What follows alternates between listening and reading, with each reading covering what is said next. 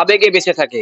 আর ঠিক সেই আবেগের ঠাকুরবাড়ি, ৭৫-এর ঠাকুরবাড়ি, ৭৫ বছরের ঠাকুরবাড়ি, ভালোবাসার ঠাকুরবাড়ি। এই মুহূর্তে আমরা উপস্থিত হয়েছি নিউজ ভারত 24 আওয়ার্স এর পক্ষ থেকে আপনাদের সাথে। আমাদের বিচারক মন্ডলীরা আপনাদের কি পুরস্কার তুলে দিল আমরা একটু জেনে নেব, আমরা ডেকে নেব। আমাদের সাথে সবসময় যে সাংবাদিকতা করছে শম্পা ঘোষ, তাকে ডেকে নেব। শম্পা কি বলছে আমরা শুনবো। আর আমার সাথে যিনি রয়েছেন ডক্টর সুরজ চক্রবর্তী, আমার দাদা, তাকেও ডাকবো। রাজীব দা রয়েছে, ডালি রয়েছে, আমরা ডেকে নেবো।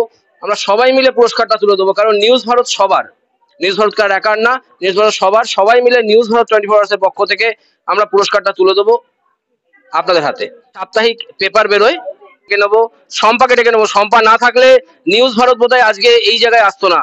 শম্পার অবদান বোধহয় আমি কখনো ভুলতে পারবো না, তাই শম্পাকে ডাকবো।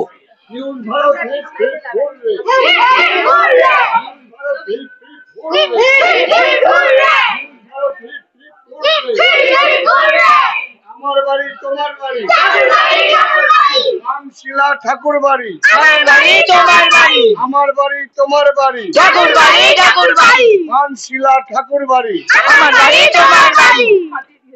শম্পা না থাকলে বোধহয় নিউজ ভারত তৈরি হতো না। সেই শম্পার মুখ থেকে, শম্পা কিন্তু সাংবাদিক, শম্পার মুখ থেকে দুটো কথা শুনবো। নিউজ ভারতকে অসংখ্য ধন্যবাদ আমাকে এই জায়গাটা দেওয়ার জন্য। আর বিশেষ করে তাপসদার জন্যই আমি কিন্তু নিউজ ভারতে রয়েছি এবং অনেক কিছু সুযোগ পেয়েছি। আর এইভাবেই তাপসদার আশীর্বাদ আমার মাথার উপর থাক। আর কি বলবো, আশীর্বাদ। ছোট বোন, খুব ভালো মেয়ে, সঙ্গে থাকুন, পাশে থাকুন। আসলে আমাদের যে বাংলা পত্রিকাটা সাপ্তাহিক বেরোয়, সুরজদার লেখা ছাড়া বোধহয় পত্রিকাটা সমৃদ্ধ নয়। ডক্টর সুরজ চক্রবর্তী, তিনি আমার দাদা, তার সাথে একটু কথা বলবো। তিনি কিভাবে সব দিক সামলান, তার সাথে কথা বলবো। এই মণ্ডপের কথা আগে বলি। এখানে এসে মনে হচ্ছে যেন একখণ্ড রাজস্থান এখানে রয়েছে। রাজস্থানের প্রত্যেকটা জায়গায় মিনাকারি কাজ রয়েছে, ফ্রেস্কোর কাজ রয়েছে, এবং আবহ যে সঙ্গীত চলছে তার মধ্যে রাজস্থানের সঙ্গীত ছোঁয়া রয়েছে। তাই পুরো একখণ্ড রাজস্থান এখানে রয়েছে। তাই আমাদের বিচারে সেরা পুজোর সম্মান এই পানশিলা ঠাকুরবাড়িকে আমরা দিতে চাইছি। আমার নাম doctor Suraj Chakraborty, national journalist commission এবং নিউজ ভারত 24 আওয়ার্সে আমি দিয়েছি, কলেজের একজন প্রফেসর। আমরা যে এসছি, আমরা বেহালা থেকে এসছি অনেক কষ্ট করে। যাই হোক, এখানে এসে মনটা ভরে গেল। যেহেতু প্রথম আমার কথা, এটা একটা ঠাকুর বাড়ি, তারপরে মায়ের দুর্গা পুজো, এখানে যে থিম ঠাকুর এবং এদের পরিচালনা, এদের ব্যবহার, পরিবেশ সবই কিন্তু 100-র মধ্যে 100। আমার খুব ভালো লাগলো। আর সত্যি দাদা তো আগে বলেছে, এদের যে একটা পুজোর যে কালচার দেখে মনটা সত্যি ভুলে গেল। নমস্কার। আগমন ঘটেছে এই ধরাধামে মা দুর্গা, অর্থাৎ নারী শক্তি মায়েদের মধ্যেই থাকে, মেয়েদের মধ্যেই থাকে। এখানকার মেয়েরা, মায়েরা কি বলছে, দু চার কথা আমরা শুনবো।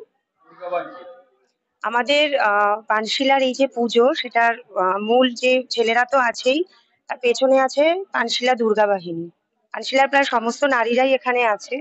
তো এখানে ছেলেরাও স্বীকার করে যে নারীরা না থাকলে হতো না, কারণ আমাদের যারা সিনিয়র আছেন তারা প্রায় 500 ফ্ল্যাটের চাঁদা তোলা থেকে শুরু করে সমস্ত কালচারাল প্রোগ্রাম ঠিকঠাক করা এবং সবাইকে এক জায়গায় নিয়ে আসা, এই গত 11 মাস ধরে কিন্তু কঠোর পরিশ্রম আমরা করে চলেছি। তো আজকে নিশ্চয়ই আমরা সেই জায়গাটায় পৌঁছতে পেরেছি পুরস্কারগুলোর মাধ্যমে, এবং আমরা চাই যে মায়ের পুজো তো হবেই, এবং সাথে সাথে যেন সব দিক থেকেই মানে মাতৃমূর্তির মাধ্যমে যেন নারীদেরও কল্যাণ হয়, সেটাও আমাদের কাম্য একভাবেই। প্রশ্ন করবো দিদি, সোদপুর তো সেই তিলোত্তমার মাটি, হ্যাঁ, তিলোত্তমাকে কি আমরা উৎসবের খেয়ালে ভুলতে বসলাম?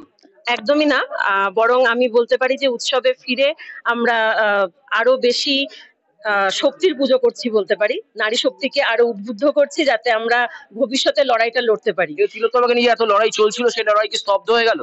না, একদমই নয়। উৎসব কেন লড়াইকে স্তব্ধ করবে, বরং আমাদের শক্তি যোগাচ্ছে।